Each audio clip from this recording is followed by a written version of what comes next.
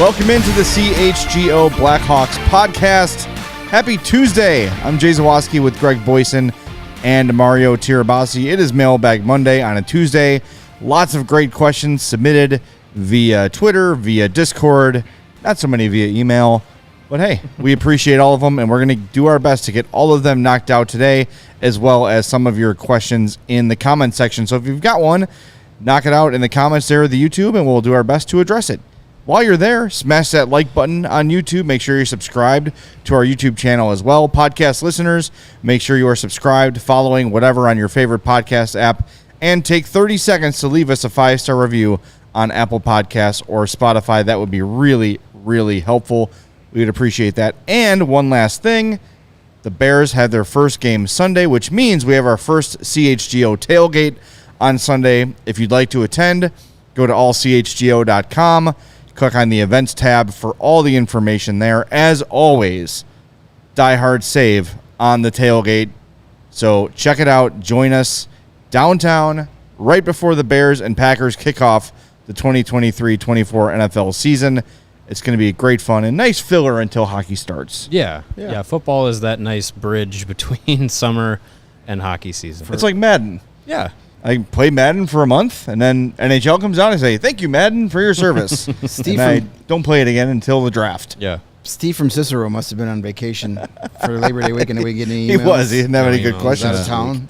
I guess so. It was a busy weekend. He was mourning Jimmy Buffett all weekend with margaritas and cheeseburgers, as he does pretty much every weekend anyway. Yeah. Cheeseburgers and margaritas. It's a pretty typical weekend for Steve from Cicero. Anyway, let's get right to him. We're going to start, as we always do, with our questions from the Discord. Again, members-only Discord, so you got to be a diehard to get in there. But diehards get priority everywhere, including Mailbag Monday. So let's fire it up, Joey. What do we got here first? Will there be a riot if Kane goes to those Red Wings? My vote is yes. Shout out to McBaconator. Bacon. It's fitting that this is the first question of the show. Yeah. And if you missed it over the weekend, John Dietz reported, I don't know if he reported it, but he said, hey, don't be surprised if Patrick Kane maybe signs with the Red Wings because of his connection to Alex DeBrincat, because of their salary cap situation, yada, yada, yada. I heard that somewhere before. I did hear that somewhere before. Yeah. I heard it from the same voice that once told me the Boston Bruins were frauds. Yeah. Same I heard a familiar voice, too. Yeah, I mean, it's easy to connect those dots. Yeah, those are some dots that could be connected. Detroit's trying to go all in again. DeBrincat is, pairing DeBrincat with Kane worked really well for the Blackhawks for a while. So, that connection could be out there. Detroit is a team that has cap space. And Patrick Kane recently talked with the AP and said that, could he be ready by the start of the season after having hip resurfacing? Yeah, he could be. But he's taking his time. He's wanting to come back, be 110% rather than 90% in October, be 110% in November, December, and see how the league pans out. See what teams look like contenders and which don't. It doesn't do him any service to, sign with the team this summer. Just to have them flop. If he were to sign with, let's say, Buffalo, and they end up flopping, he's kind of stuck there, or depending on how they, work that contract. Or he could wait till late November, December. Some teams look like the real deal. Some teams, potentially the Red Wings, look like the real deal, have cap space, and he says, yeah, this looks like a place I'd like to go. And as far as rioting, I'm not going to be grabbing my pitchfork if he goes to Detroit, because it doesn't feel the same intensity of a rivalry as it did over a decade ago. It's really not a rivalry anymore. And it's not frankly. Patrick Kane in his prime. Right. It's not Hart Trophy winning Patrick Kane leaving the Blackhawks to go to the Red Wings. We've already moved on. And we got Connor Bedard to ease that pain too. Right. And I don't really care. I don't hate the Red Wings like I used to. Because it's more of a fun, I really hope we beat them when they come to town. Sure, It's a fun. Those 2 games a year we see them. There's no venom. No. And if he goes there, cool. all right, we tried to reunite with Artemi Panarin. That didn't work. Let's reunite with Alex DeBrincat, see if that works.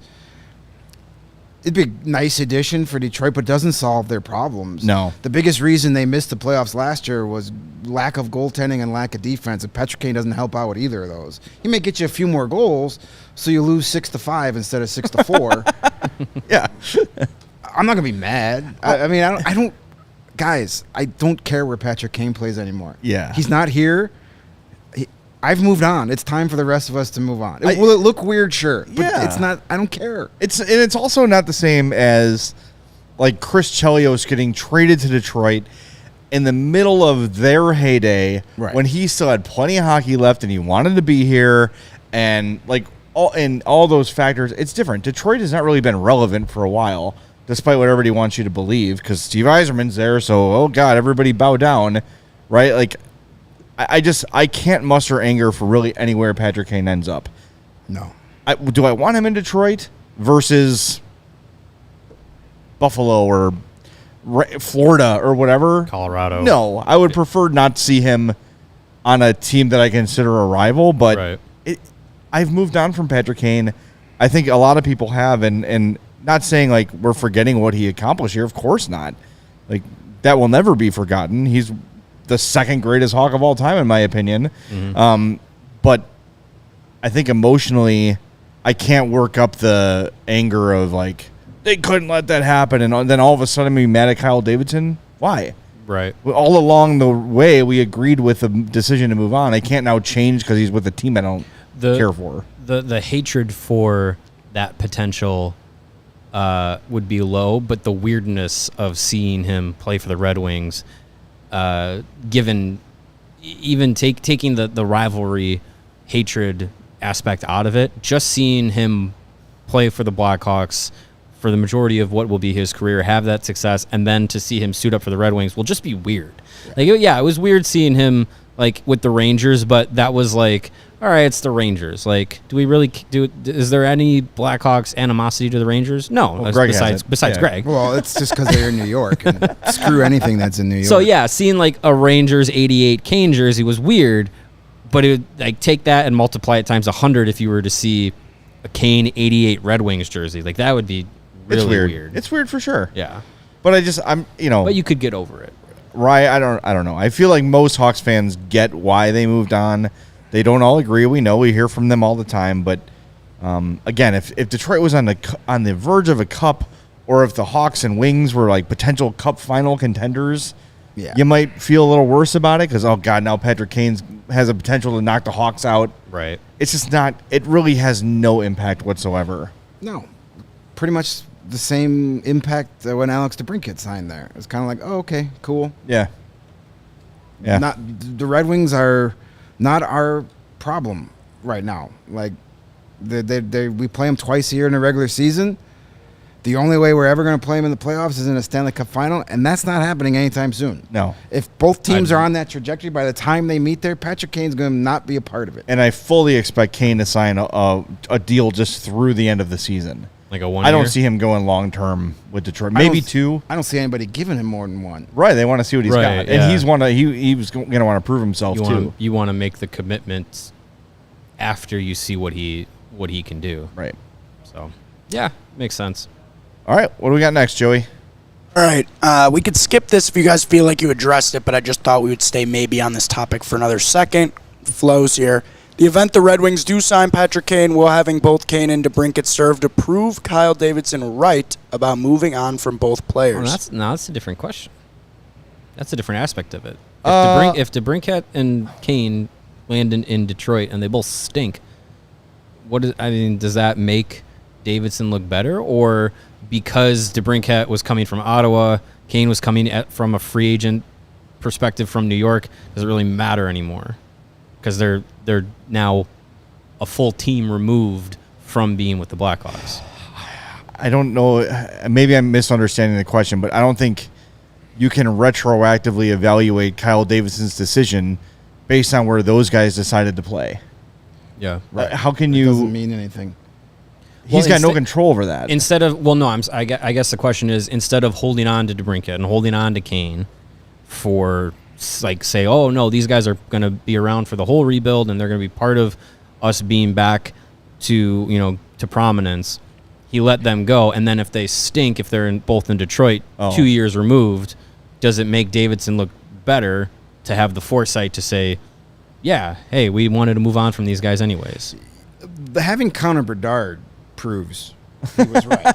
Nothing to do with where those guys are playing. Because if he kept those, we wouldn't have Connor Bedard. Well, I think, too, like, he saw, I think Ottawa last year kind of proved Kyle Davidson right about DeBrincat, and that he's not a guy you should pay $9 million.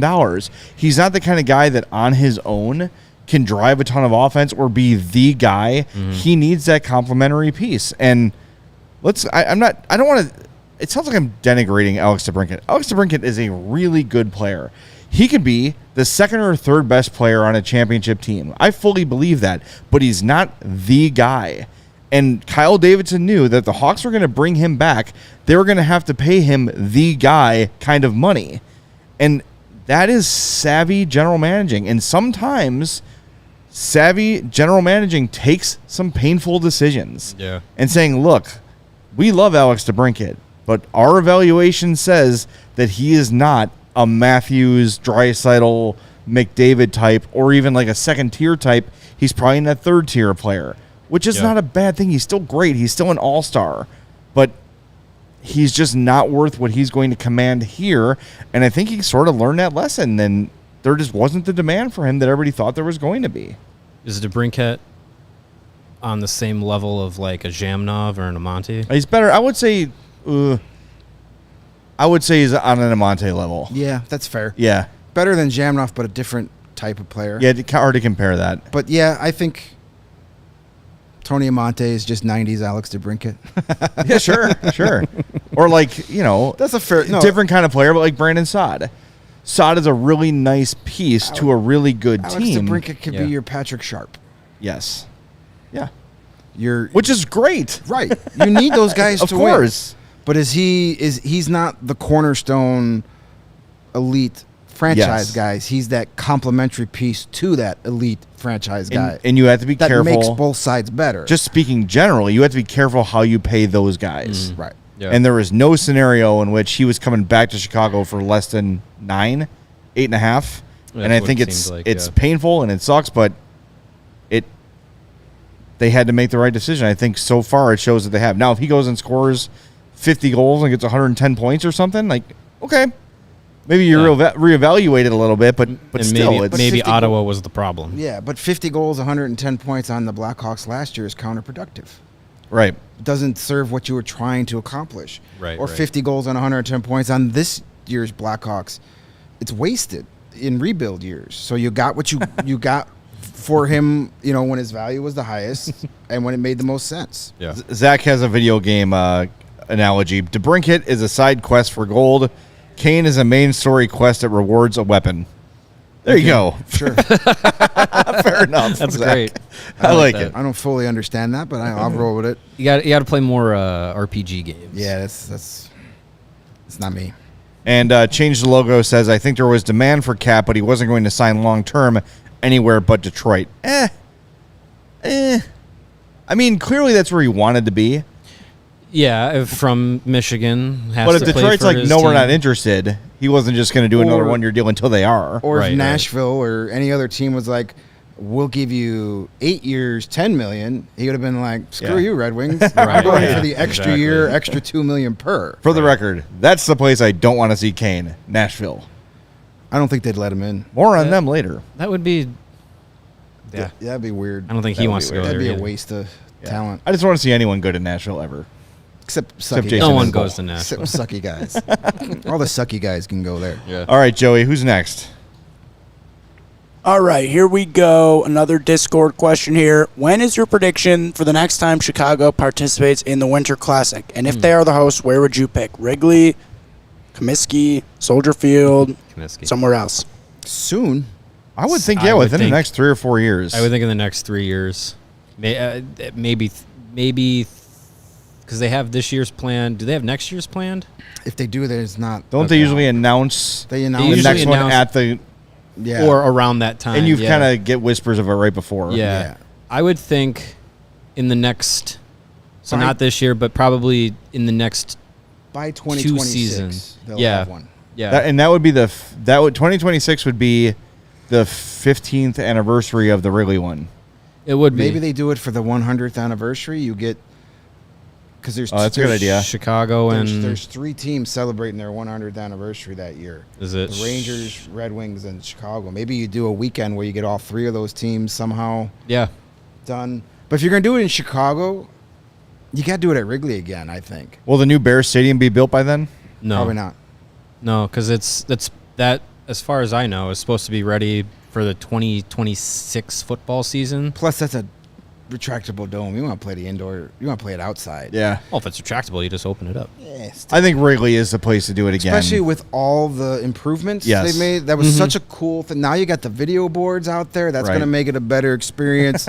It's got They had them last time too. Wow. Which I learned the hard way when I got my rooftop ticket. I'm like, wow, what a great view! And then right before the first period starts, they raise these video boards. I'm like, great. Okay, I can see a geez, corner of one net. But they've made so many improvements to Wrigley Field. It was a great experience the first time, and it's been 14 years since they did that. Yeah. So Yeah. it's not like it was just there. Yeah. So yeah, do it there, and if you want to do an original 6 thing, It'd be cool to if they did that, like the Winter Classic was like one game, but then they did like the Stadium Series where it was like Detroit at New York at Chicago, Chicago at Detroit, and then they reversed it or something like all that. those Yeah. teams, for all those teams doing 100 years. Yeah, that would be cool. Or you want to do something fun, do Blackhawks, Maple Leafs with their exciting team, 2 original 6s, Wrigley Field.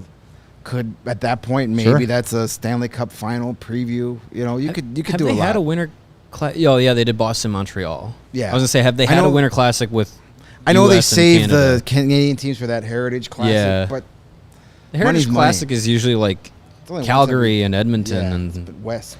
those teams. Yeah, Vancouver. Well, no, Toronto did the Red Wings at Michigan Stadium. That's true. That one too. Yeah.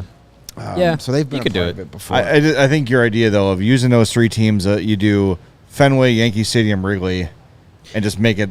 And theoretically, at that point, that 25-26 Blackhawks roster should be Bedard, Korchinski, Competitive. It's a playoff team. Nazar, Oliver Everything's Moore, going right. It's a playoff team. Reichel. Like those should be a very exciting Blackhawks team. Should be Let's hope. Fingers crossed. marketable. Let's do one more before we take our first break. All right, here we go. Nothing frustrates me, Big Len, more than having a goal called back because 45 seconds earlier somebody was half an inch offsides. My proposal is that there can be no offsides challenge if the goal comes 20 seconds after zone entry. Because after that point, it seems clear that the offsides really didn't contribute to the goal. What are your thoughts? I don't think offside should be reviewed at all. Yeah, I don't like it. Period. I think that's an on ice call, and if the ref misses it, he misses it, and so be it.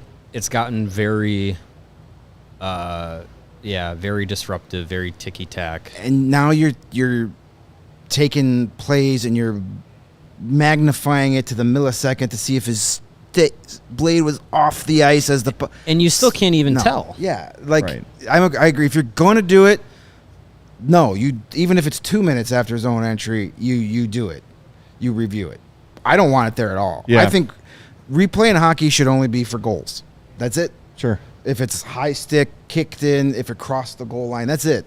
Not even goalie interference. You either call it on the ice because nobody knows what it is anymore. Right. Nobody knows what goalie interference is. Nobody knows what offsides is anymore. It's the same thing when you started reviewing catches in the NFL.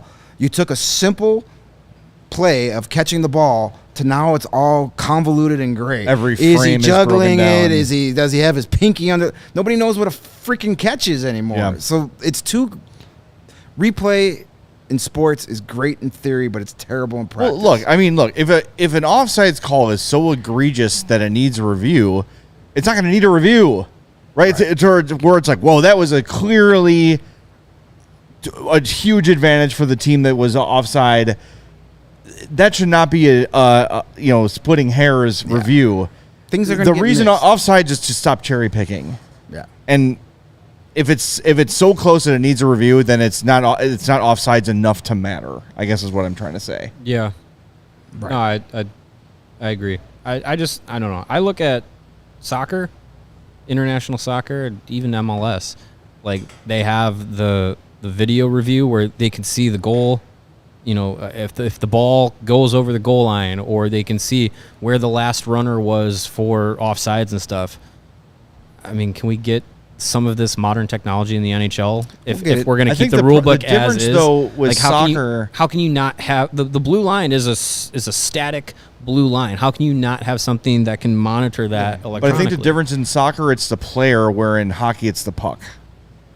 But yeah, I know. But I'm saying, like, if the puck is crossing the zone, and you're talking about was a skate over the line or not, I guess it's just a complaint about technology. How can the NHL, which has a static blue line, not have something that can monitor straight across and say, oh, well, this little bit of the skate is still on the line, it's good goal? Like, I think that technology could cut down on the time it takes to figure it out, and also the accuracy. Right. You But also, that's a like, different complaint. you could theoretically, if you develop it well enough, to where if that happens, the system just blows it dead. Like a Sure. goes off or something. Or like a little red light or something. But I don't know. I think at some point, We're asking too much of like, technology well, for the well, NHL. I also think, like, at some point, like, part of sports is the human element of it. Umps make bad calls. Like, I know. Yeah. It's. I don't know if there's a wrong answer. I think it's everybody's got their preference.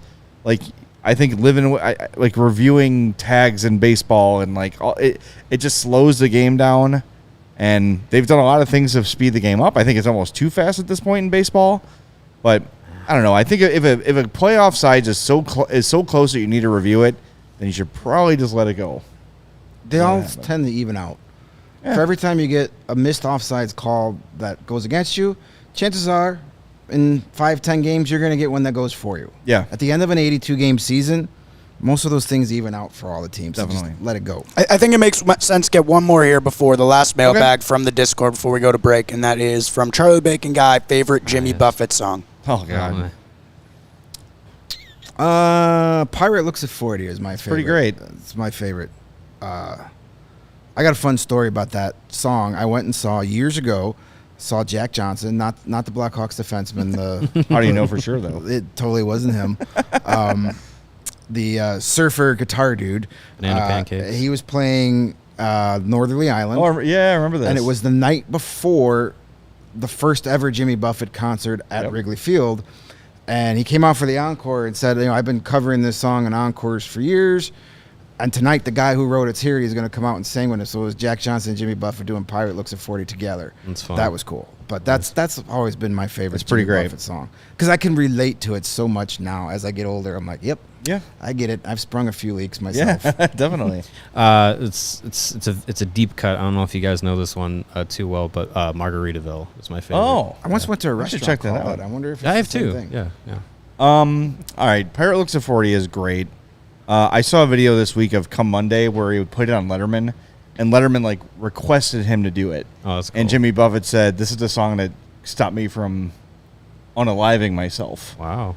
Because things were going so poorly for him before that song hit, that it kind of turned his life around. But those are too obvious. So I'm going to That's great. suggest a kind of a deeper cut too. There's a song called The Wino and I Know.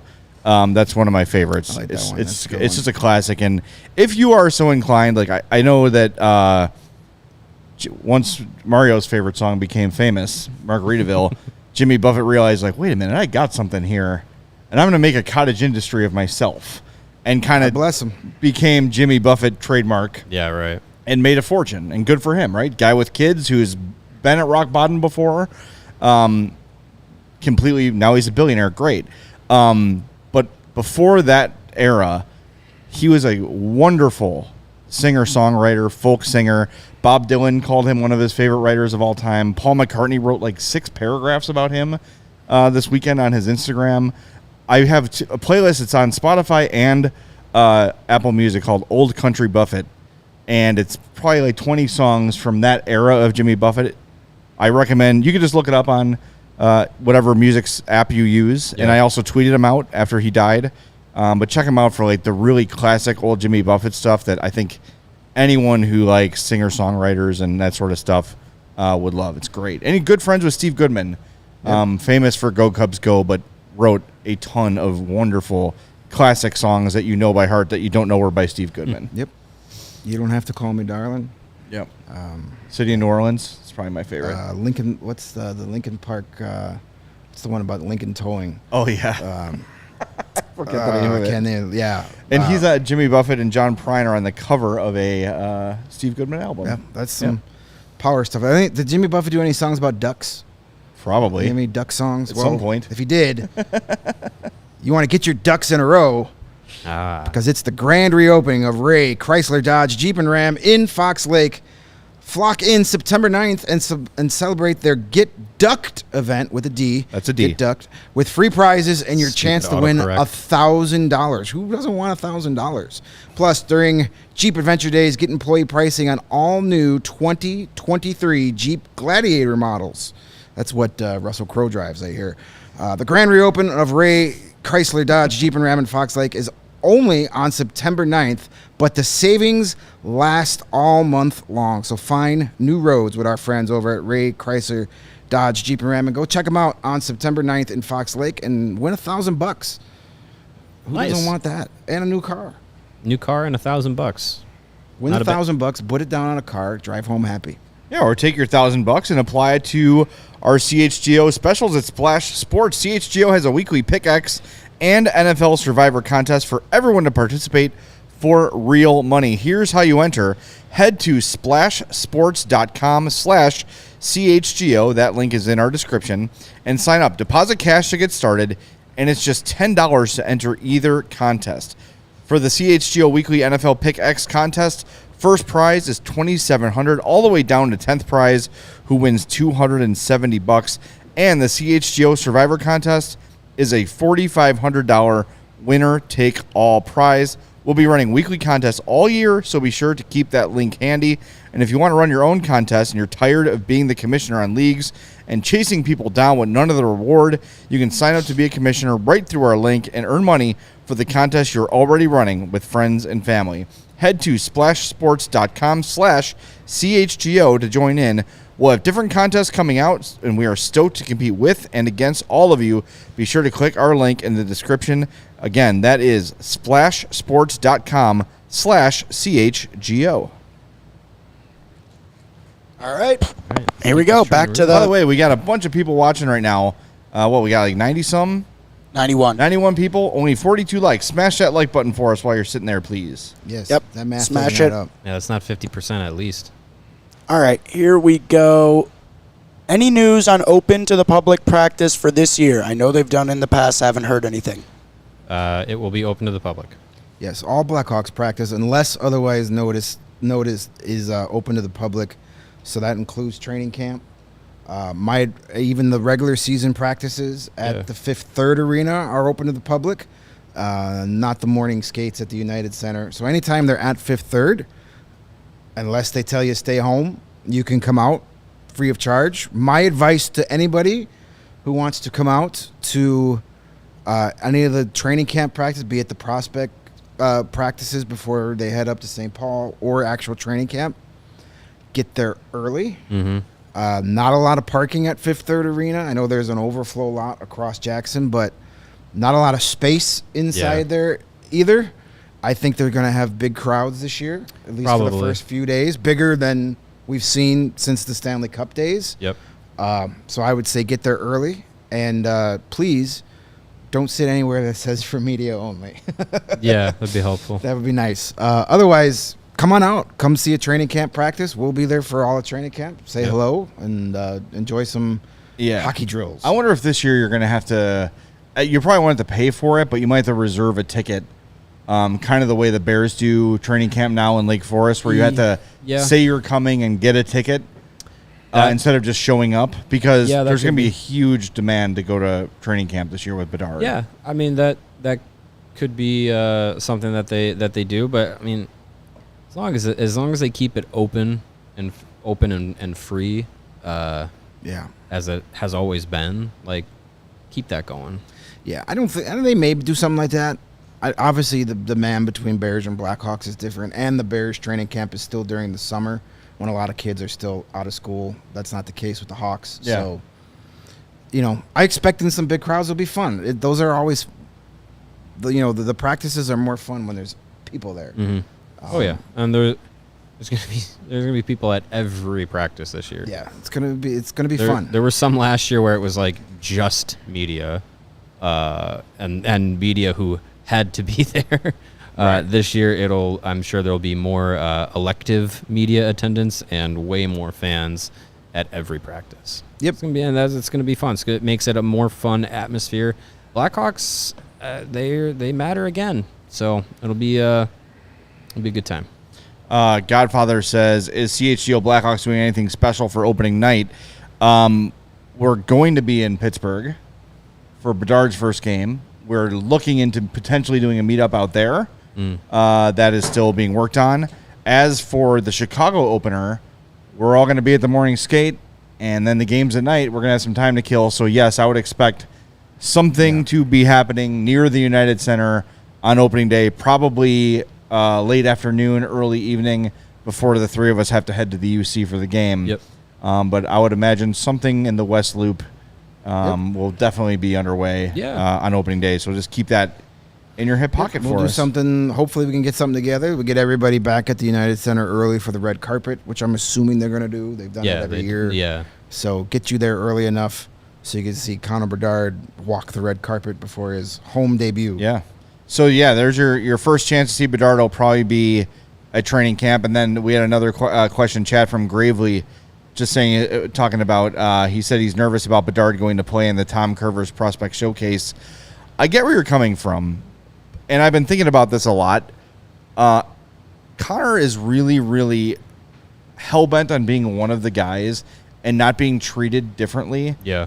And with that in mind, they should not treat him different than any prospect, right? Like, you can't, if you're trying to have him be one of the guys, you can't at the same time say, except he's not going to play because he's more important than you, or you, right? He's this important and the rest of you are not. You can't really do that. And he wants to play. He wants to get out there and play. I think we have to get out of the mindset of boy in the bubble. He wants to play. The dude wants to play. Mm-hmm. And you got to let him. I think one game is fine. I'm not playing him 20 minutes a night against these Iowa Wild goons. And, I'm a little concerned about it too. But you got to treat him like any other prospect. Yep, 100%. There's no way that you can go out there and have him be looked at any differently as any other player. Because if you say, we don't want him to get hurt, but Kevin Korchinski, Nolan Allen, you guys can go out and get hurt, and we don't care.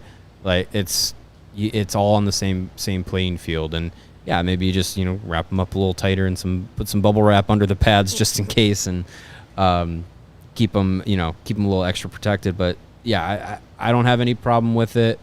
And I think the report from Scott Powers and Michael Russo was that he was going to play at least one of the two games. If it's just the one, fine. Like, just let it be the one. Like, he'll get out there, he'll play, and that should be that. Yeah, I agree with the whole sentiment of let's not separate him from the team and treat him like everybody else. I'm on board with that. That's fine. But the back of my mind is there's going to be some,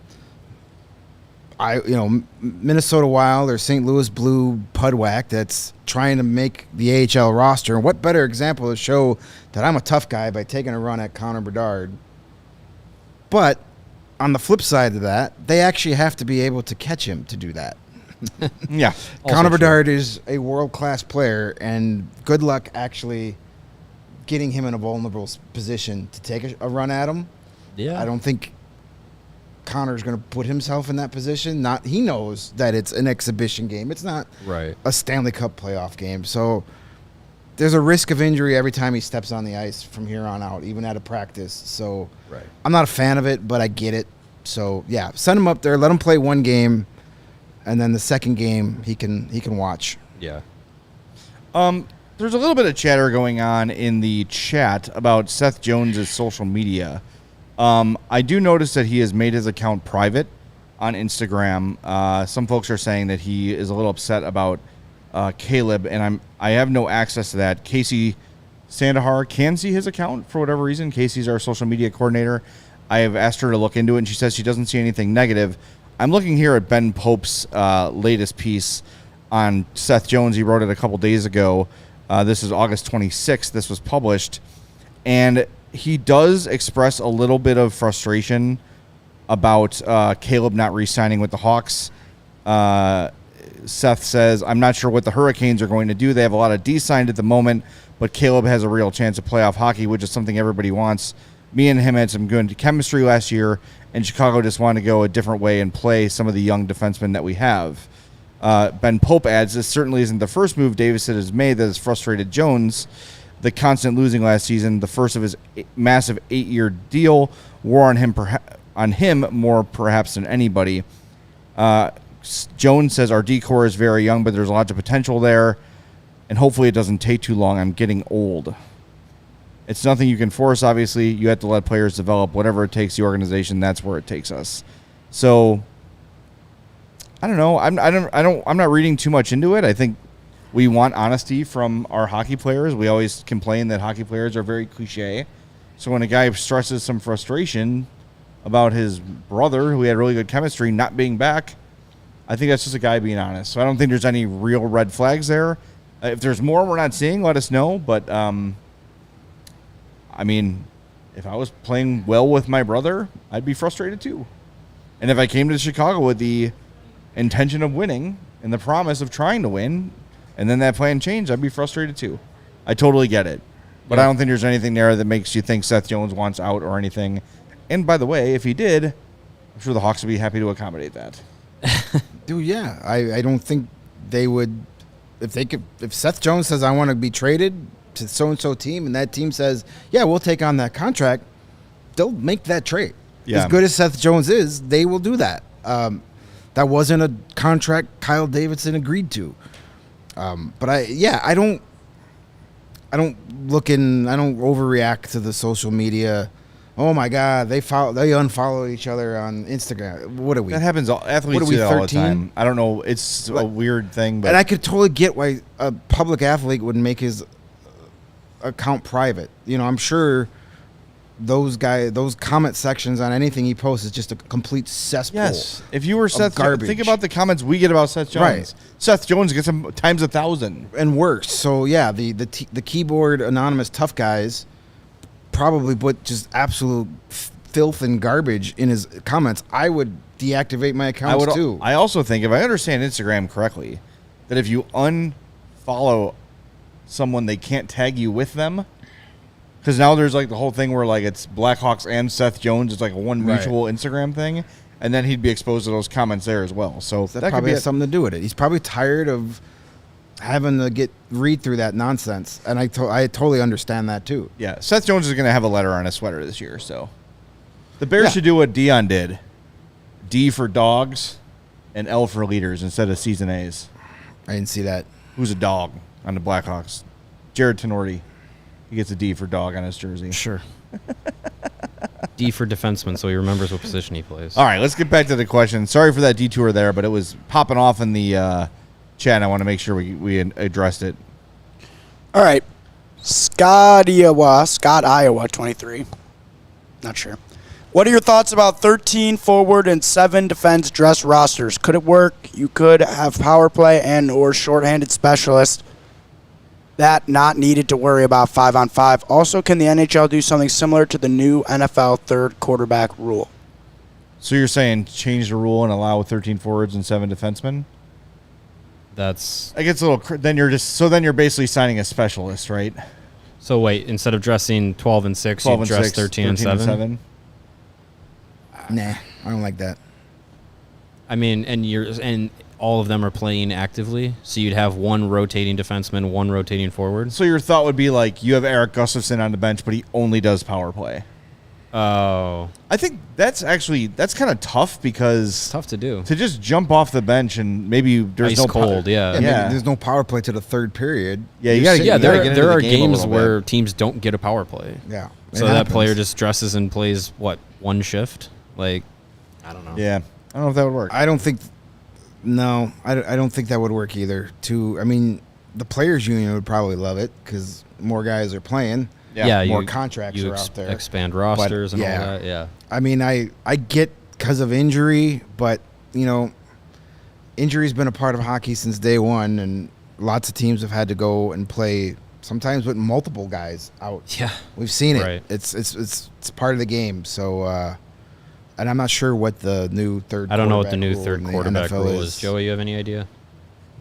So the third NFL quarterback rule is that a team can field like a backup emergency quarterback on game days, a third one, Scott Foster. not against their 40 whatever game day so it's roster. a 54-man roster, basically? Yeah, it's basically having like an emergency quarterback. Yeah, And I think once they can't have one if they already have 3 on their roster, but if they only have 2, they can have an emergency backup. So it's Gotcha. kind of like the e-bug. Okay. Yeah. Cool. I don't know if that would work for the NHL though. Yeah, I just feel like you got to get in a rhythm of a game. Yeah, because like having an injury replacement, I understand people wanting that, but you take warm-ups with the team, and then you go sit in the locker room, and then what if a guy doesn't get hurt till like 7 minutes left in the game? So you're going to sit in the locker room for 2.5 hours and then go take a shift? You're going to get hurt. Yeah, right.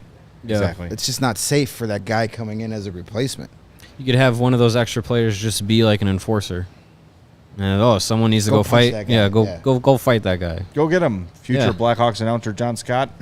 Yeah. We didn't mention that. If you missed it, I tweeted it this weekend. We were actually tipped off by a listener, which we appreciate. On his latest podcast, John Scott revealed, and he said, I don't know if I'm supposed to say this yet, but it's been signed that he is the new Scott Darling. He is a new pre- and post-game TV analyst for the Hawks. He did not say how often that would be happening, or if it's for all 82 games, or if it's a part-time thing, but it wouldn't be 82 because there's 13 national games, but you know what I mean, if it's a full-time or not. He also said his wife is pissed about it. Wonderful. So throw her under the bus on your podcast, John. I like John Scott, the guy, and I think it'd be fun to have him around because he's a really good dude. He's a nice guy, yeah. His hockey opinions, they're kind of bad at times. Now, I don't know if he's means it or if he's a shtick. He's just trying to get clicks. Sometimes I get the idea that he is trying to generate conversation. Yeah. And he's Right. not saying what he believes, and I hope, which is fine, it's his own podcast, do your thing, make headlines how you need to, but I would hope that that does not become part of his Blackhawks analysis. Right. That's the thing that I worry about a bit, because John Scott is the one who said he wouldn't take Connor McDavid to put on his playoff roster. Well, then he would lose a lot of playoff games. Yeah, so I don't know. I can commend the Blackhawks for trying to spice things up, change things up on their pre- and post-game show, knowing that there's going to be more eyes on it, and knowing kind of how last year there were some elements of the broadcast that were left to, be wanting more from. But, it'll be interesting to see what John Scott brings to the table as a pre- and post-game role. Count me as skeptical.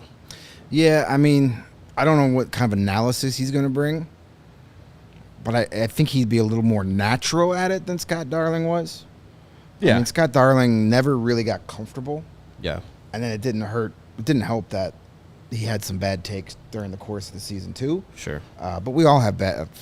We all have. I've made plenty of bad takes. I've probably made 2 or 3 on this show already. But to say not you, but to say on a broadcast that like Trevor Van Riemsdyk is the closest thing to Nicholas Jarmelson. No, Yeah. it's not. It never will be. But we all say bad things. But yeah, I don't know. Just encourage the Hawks this too, or NBC, because I texted it to get confirmation and said, it's probably more of an NBC thing. It doesn't have to be a former Hawk. No. If there's a really good former player, analyst, bring him in. It does not have to be someone that played for the Blackhawks. Does it help? Sure. But if you bring in someone who's really great, do it. Yeah. Did Darren Pang ever play for the Blues? No. No. Worked out for him and them for a long time. Yeah. If you have the talent, it'll overcome any kind of connection that you need to make with the fan base or whatever. Like if you're talented enough, it'll shine through. Yeah. Jim DeShays, who does an amazing job for the Cubs, never played for the Cubs. Never a Cub. Right. You can do it. I mean, sure, it helps, but, with everything that's going on in the RSN world and the uncertainties, Yeah. I'm sure, it's tough to fill those voids because there's budget issues. So, and as the Blackhawks get better, more people will be calling them to get for those jobs than the other way around. You would think so. As in the next couple of years, you would think it wouldn't be as hard to fill studio analyst roles as it's been the last couple of years. Yeah. And if you're worried about it that much, there is a place where you can watch 82 post-game shows this year. Yep. Right here. That's right. Yep. If you want bad Blackhawk takes, we got them for you. 82 covered. times Times a year. 3. Got you covered. Exactly. All All right, right. Joseph. Yep, we'll keep it with the broadcast theme here. Joey gave me a look when I called him Joseph. No, call me whatever you want. Do the assistant coach interviews at the end of the second intermission add anything of value? They always say the same thing. We got to keep playing our game, get pucks in deep. I understand, and this is not just hockey. It's for that's every sport. All in-game interviews. I understand why they do it. You will never get anything of value from it unless the coach says something is going to be negative. Like you're never going to get like, oh wow, I didn't even think about that. What great insight. Thank you, coach. It's always just going to be either the coach blowing off the reporter, or you're going to get, Nick Saban being a dick to somebody, or Brian Kelly saying what's like Brian Brian I'm Kelly sorry. being the fraud Brian Kelly. Yeah. I got to give him his full name. So yeah, if you want to interview Derek King going into the third period about, hey, like, what do you guys got to do to hold on to this 3-2 lead going in the third period? Oh, he's got to play safe. Got to stick to what got us here, and keep ourselves out of the penalty box. Thanks, coach. I think sometimes too Wonderful. the question matters. It does, sure, but it is also a very tricky. Like, they're not going to give state secrets. You don't want to give an open-ended question all the time. But hey, to me, it's just like thoughts on the game so far, right? Or what can you do better? Then at least you get something specific. You might, yeah. I don't know. Yeah, it's a tough spot for both parties. Yeah, because the coach doesn't want to give anything away. They feel like they're protecting state secrets, and the reporter doesn't want to piss anybody off. So it's kind of because there's always a rights holder, and that's a different thing too. The in-game interviews with any player, coach in any sport are dumb. At least it's at the end of the second period. I don't like when it's like, big NBA fourth quarter starting and they've got the coach like during play, like interviewing him. I don't want to be here. Yeah. These are crucial possessions going on right now. They do that for some of the playoff games. They'll interview the head coach like in the middle of the period. That's my pet peeve. Yeah, I don't. Stop. Let him coach. Yeah, they got a job to do, and they're not going to tell you anything that if you watched the game up to that point that you wouldn't already. You wouldn't have already known. Yeah. All right. How many more we got? We've got 1, 2, 3, 4, 5. 5 left? Five more? All right, let's try to rifle through these. we All right, here we go. Three-part question. Three-part That's not a good question. start. Who's your all-time best/favorite Hawk from Finland? You have to ask me. That's a setup. Who's your all-time best favorite player from Finland in general? And who's your best favorite player from Finland right now? I'm going to go out on a limb and say Bruce Koff is from Finland. Maybe. I'm going to guess so. Or Most likely. he's just fishing for Jay to talk about Tuomo Ruutu for the last 10 minutes of the show. It is Ruutu, it is Solane, it is Sebastian Aho. That is the answer to my 3 questions. Favorite Finnish Hawk is Ruutu. Favorite Finn of all time, not a Hawk, is Solane. And favorite current Finn is Sebastian Aho. Can my answer be? Can I have one guy for 2 answers? Sure.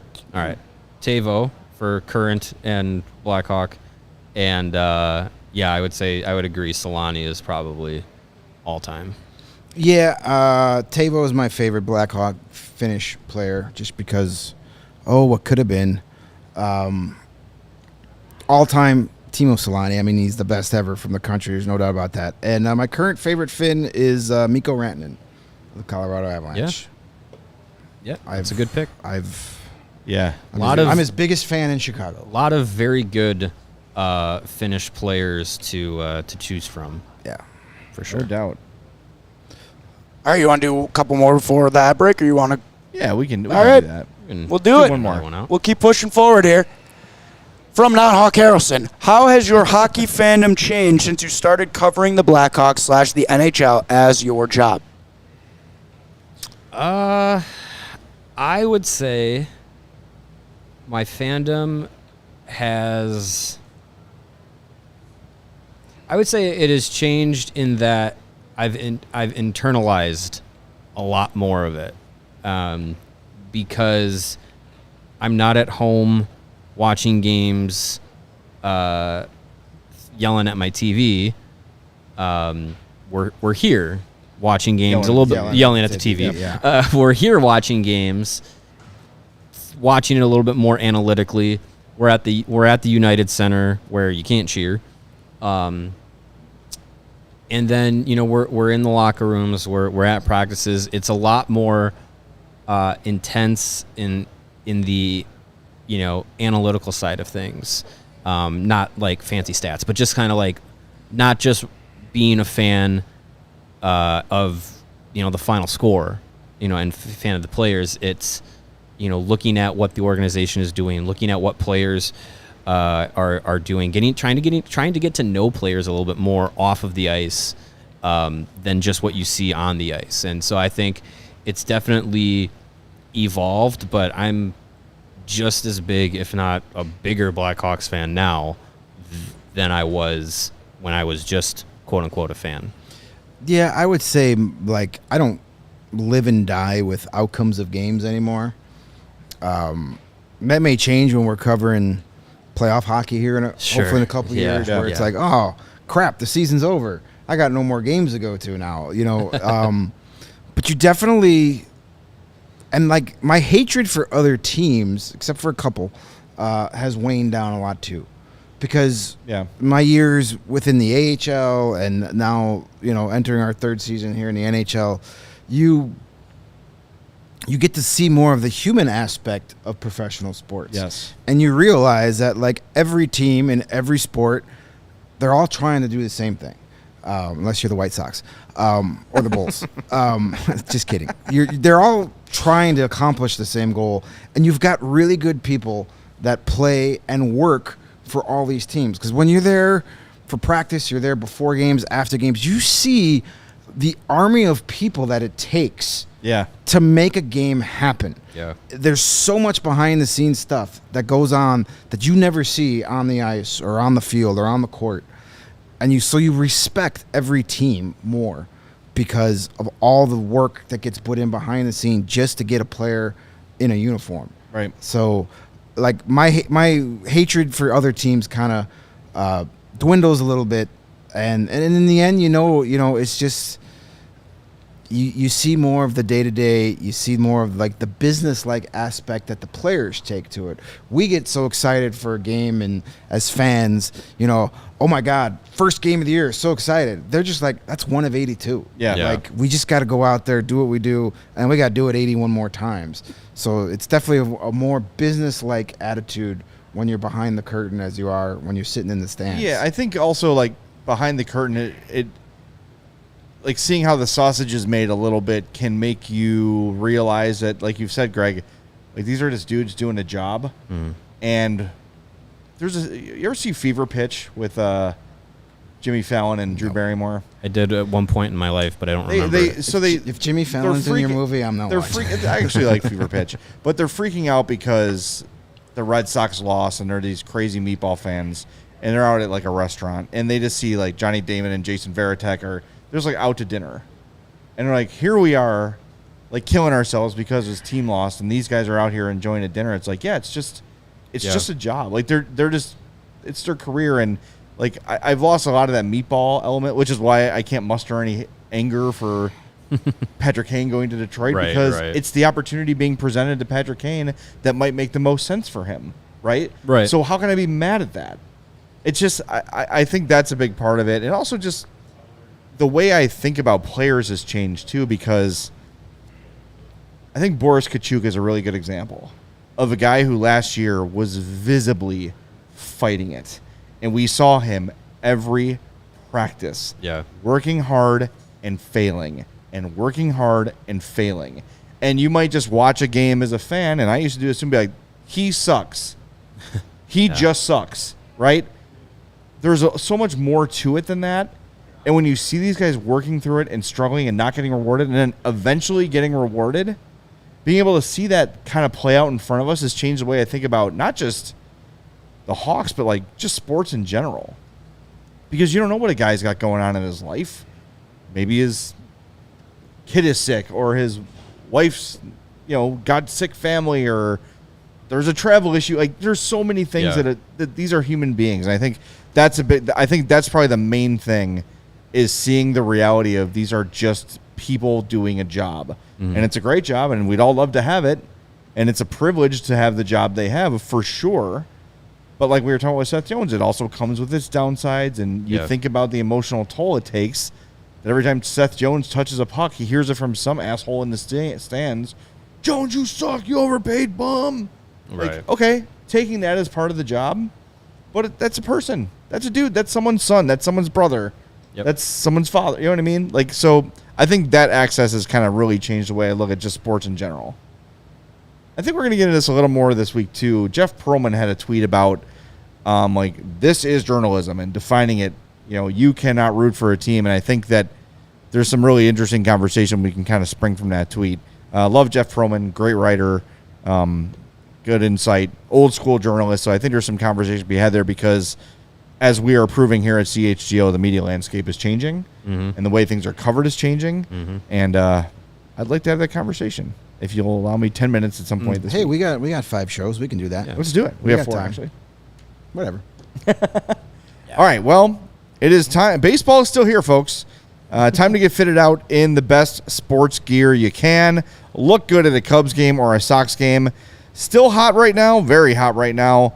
Get your tank tops, your Aloha shirts, your straw hats, but very, very soon that weather is going to start to get cold, and you're going to want the hoodies, the toques, the Uggs, all that sort of stuff. All of that can be bought at foco.com, including all the cool stuff you see on our set, the bobbleheads, the signs, everything in between. Check them out, foco.com, or click the link in our description below. For all non-presale items, use the promo code CHGO for 10% off at foco.com. Yes, and even though the calendar now says September, it definitely doesn't feel like September out there. Summer is still here, and you can take on that big evil sun with gear built to last. Our friends at Shady Rays have you covered for the warm weather we are currently experiencing with premium polarized shades at a very affordable price. Shady Rays is an independent sunglasses company that offers a world-class product just as good as any expensive pair we've ever worn. I say even better. Their durable frames and extremely clear optics are perfect for all your outdoor adventures. And that's not all. Shady Rays offers the most insane protection in all of eyewear. Every pair of sunglasses is backed by lost and broken replacement. What does that mean? Well, it means if you lose or break your pair, even on the very first day, they're going to send you a brand new pair. No questions asked. You can wear your Shady Rays with confidence, because no matter what you do, they have your back long after you purchase. You're going to look good in your Shady Rays, and you're going to feel great, because together with their customers, Shady Rays is providing much-needed support to nonprofit partners across the U.S. through Shady Rays Impact. They're doing everything from building play sets for pediatric cancer patients to providing young adults with MS the outdoor adventure of a lifetime. Shady Rays is making an impact in your community and others like it now and for years to come. And if you don't love your Shady Rays, but trust me, you're going to. They're fantastic. But just in case you don't, you can exchange for a new pair or return them for free within 30 days. There is no risk when you shop. And speaking of shopping, exclusively for our listeners only, our lovely, intelligent, handsome, and beautiful CHGO listeners. And the dumb, ugly ones. Yeah, they can get in this deal, too. They might actually need some sunglasses. Shady Rays is giving out their best deal of the season. Go to ShadyRays.com, use the promo code CHGO at checkout, and you're going to get 50% off all orders of 2 or more of their awesome shades rated 5 stars by over 250,000 people.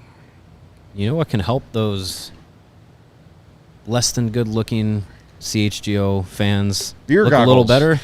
Beer goggles. Beer goggles provided by Goose Island Served Beer. me well in college. Chicago's beer since 1988 and the proud beer sponsor of us here at CHGO. And while we're dealing with some hot weather, It will eventually cool off and fall will be here, which means it's Oktoberfest season. No better Oktoberfest-style beer than the one Goose Island provides. So keep an eye on that as it is going to hit the shelves pretty soon. Of course, you got the Beer Hug family of beers, the Imperial Dry Hopped IPAs that are 9.9 ABV, dangerously easy to drink. Also, you got the Full Pocket Pills, the everyday beer. It's what the Goose Island beer brewers are drinking. And, of course, you have the staple of Goose Island's beer roster, their 312, the golden cans of their wheat ale, which is always in season. You can grab all of these ultra-fresh brewery-exclusive beers and more at Goose Island's original brewhouse on Clybourne Avenue in Lincoln Park, or you can go to their tap room on Fulton Street in Westtown. Again, that's the Goose Island Beer Company, Chicago's beer. Yeah, not Lincoln Pork. I love Lincoln Pork. Bring it on. Yeah. Sounds good to me. All right, we got a few questions left. We're going to save them for tomorrow. We'll do some leftovers on Wednesday. They're still good. Throw them in the fridge. They'll last for a while. You'll be fine with those leftover questions. We appreciate everybody getting them out to us. But I got a lot of stuff to get to this week. With Rank Week last week, there were some news items we wanted to definitely spend some time on, and we will. Tomorrow is typically our Around the League show. A lot of things got pushed. Yeah, we pushed a lot of things, so we'll be doing some pushing this week. But make sure you're with us every day at 2 o'clock this week. And, man, we are getting pushing out a lot of stuff this week. Really close. Really close. So close. Actual hockey. So close. The closest we've been all summer. This is the closest to hockey we've been since yesterday. Yes. Tomorrow will be even closer. Oh, can't wait. Closer. Can't wait. All right, thanks to Joey for running the show. We'll talk to everybody tomorrow at 2. Make sure you smash that like button on the way out for us. And tell a friend about us as hockey ramps up. They'll be looking for Hawks coverage. They're not going to find better than here. Probably. And if you're going to Pearl Jam tonight, look for Greg. I'll be there. Greg is hard to spot. Yes. I don't stick out in crowds at all. Not at all. All right, enjoy the show if you're going. Greg, enjoy the show. And check out that Hawks poster they got there. It's pretty sweet. It looks so nice. Yeah. So I have a quick question. Are they going to have a different one for Thursday? Probably. Yeah. Damn. Okay, because I'm going to Thursday, but I want the Blackhawks one. So I drive by that merch shop today, man. Maybe you can still get one. Yeah, maybe. On the way back. And if you do, grab me one and I'll pay you. Okay. I got your Venmo. All right, we'll talk to everybody tomorrow at 2 on the CHGO Blackhawks Podcast.